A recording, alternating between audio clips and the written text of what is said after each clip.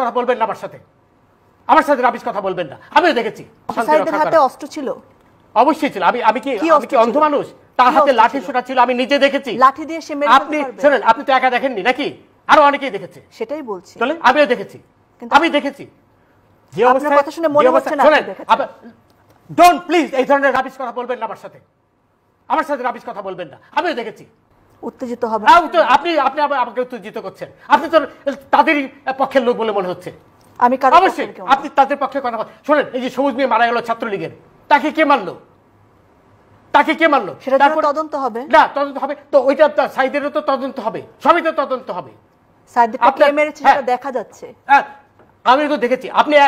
আপনি আমাকে বোঝানোর চেষ্টা করছেন যে আমি দেখিনি নাকি? এই ধরনের রাবিশ কথা আমার সাথে বলবেন না, রাবিশ কথা বলবেন না। আমি কিচ্ছু রাবিশ বলছি না। অবশ্যই রাবিশ কথা বলছেন না, অবশ্যই রাবিশ কথা বলছেন। আপনি ওদের পক্ষে হয়ে কথা বলছেন। আমি কারোর পক্ষে কিছু বলছি না, স্পষ্টভাবে ওদের পক্ষে হয়ে কথা বলছেন। আমি নিরপেক্ষ কথা। আপনি ওটাও নিরপেক্ষ নন। এরপরে আমাকে বলতে দেন আগে। এরপরে আপনার প্রশ্ন করেছেন, এটা জবাব নেন, তারপরে অন্য কথা বলেন। আপনার প্রশ্ন আমার প্রশ্নের উত্তর পাননি, অথবা আমার প্রশ্নের উত্তর বোঝার মতো মেধা আপনার নেই। আচ্ছা, এখন কথা হলো, হাসবেন না প্লিজ, ডোন্ট লাফ এট মি।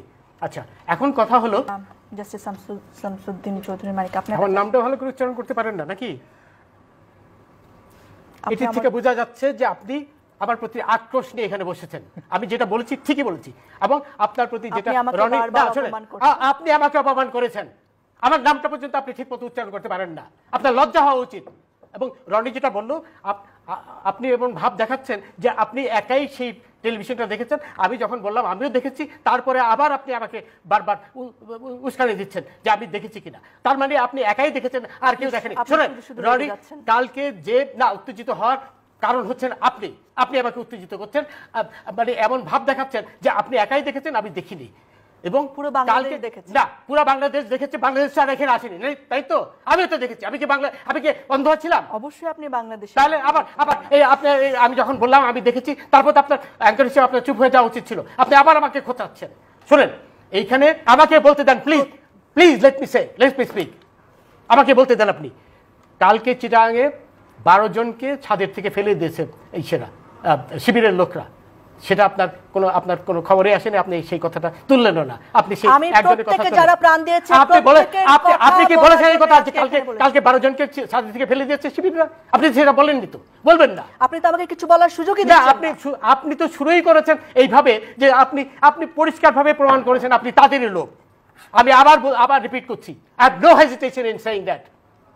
কারণ এটা আপনি বলেন নাই। কালকে নারী হিসেবে যে মিনিমাম সম্মান দেওয়া দরকার সেটাও আপনি আমাকে সম্মান দিয়েছেন। আপনি কোনো প্রকার অসম্মান করিনি। আপনি আপনি আবার নারীর কোটা চান, আবার এখানে নারীর সম্মান চাচ্ছেন। আপনি কোটার সম্মান লিসেন টু মি। আপনি আমাকে প্রথমেই বলেছেন যে আমি দেখিনি, আপনি একাই দেখেছেন। একটি বড় অসম্মান কি হতে পারে?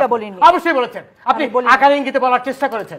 আপনি যে তাদেরই একজন, এটা আপনি পরিষ্কারভাবে প্রমাণ করেছেন। আবার বলেন যে নারীর সম্মান আপনি। আমার ধারণা আপনার অন্য কোনো কারণে আজকে মন মেজাজ না, আমার মন মেজাজ তো খারাপ হবেই। রাজাকাররা যখন 32 নম্বর সেটা খুব বেশি আপনি আমার উপর ফেলতে পারেন না।